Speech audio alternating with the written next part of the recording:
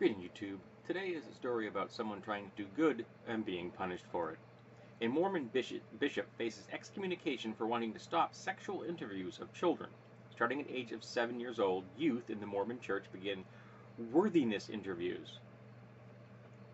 These interviews happen behind closed doors and include questions of a sexual nature about masturbating, sexual thoughts, and chastity.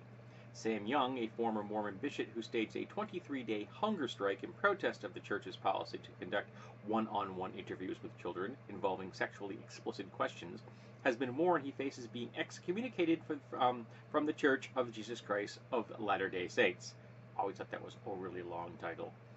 Young, founder of Protect LDS Children, has been a constant critic of the church's practices of allowing Mormon leaders to interview children and youths alone. Critics believe this practice can be emotionally abusive, have a history of sexual abuse, impair normal sexuality, and promote shame, guilt, self-loathing, and the potential for youth suicide.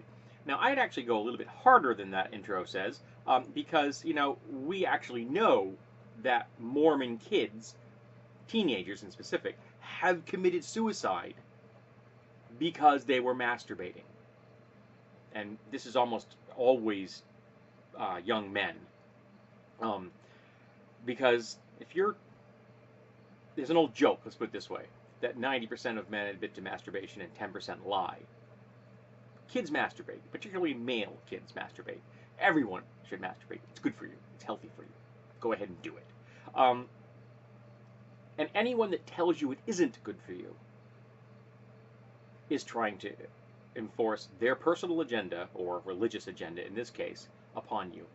And an adult, on a one-on-one basis, in an other than a therapeutic environment, as in like a trained, licensed therapist or psychologist, doing this kind of thing, that's creepy.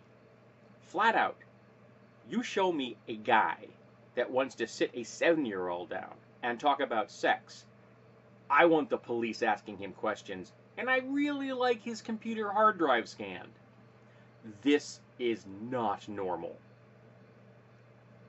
7-year-olds should be allowed to explore their sexuality on their own. They don't need the input of religious leaders.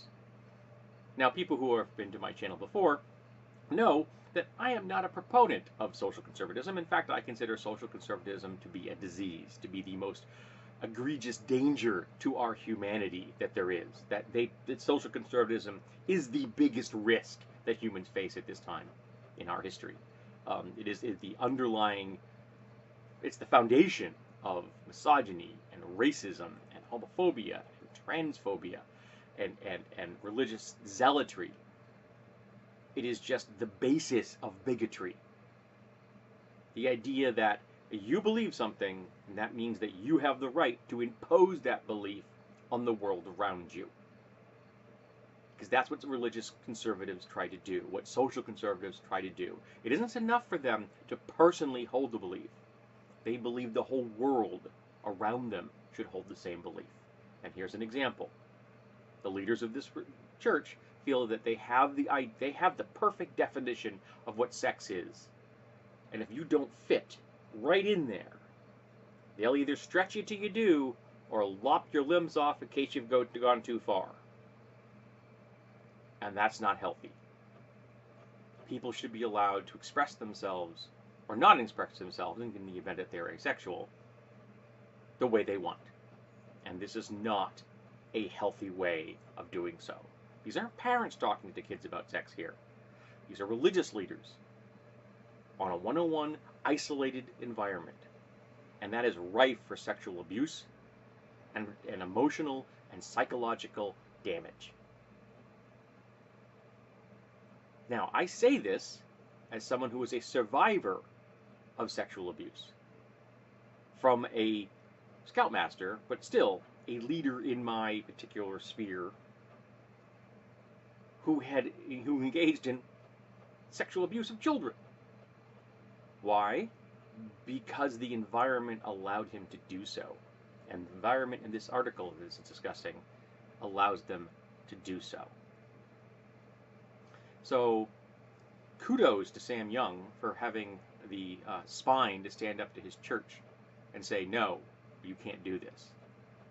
Of course, he's also a member of a church that at one time said black people couldn't be members and doesn't allow any women to be a member of. I mean, a member of the leadership. You can't be a member of leadership in the church if you're a woman. And it has a anti-gay and an anti-trans position, and they have funded anti-gay, anti-trans political initiatives outside of Utah. In fact, the Proposition 8 in California was heavily funded by the Mormon Church. So I've got big problems with the Mormons. But at least at this one instance, I'm supporting this guy for his stance on trying to prevent what I think could very well be described as the worst aspect of the Mormon Church. This is twisted, this is warped, and this is something that we really need to stop. This should not be allowed. And I can guarantee you, if a stranger from outside the church began to discuss sex with a 7-year-old that was the child of a Mormon member, that family would want that person arrested. So why is it okay for their leaders to do it? This really does fall into the category of the definition of my one of the ways I like to frame things is the stranger criteria. If a stranger does something, do you still consider it acceptable? And of course, the families would say no, they wouldn't. So why are they accepting when their religious leaders do it? It's just as wrong. Adults should not be doing this with children. Not to mention imposing guilt and shame and a narrative that has actually driven teenagers to kill themselves. So, yeah. Thank you, Sam Young. And I hope that legal authorities, the civilian, secular legal authorities, step in here and do something about it.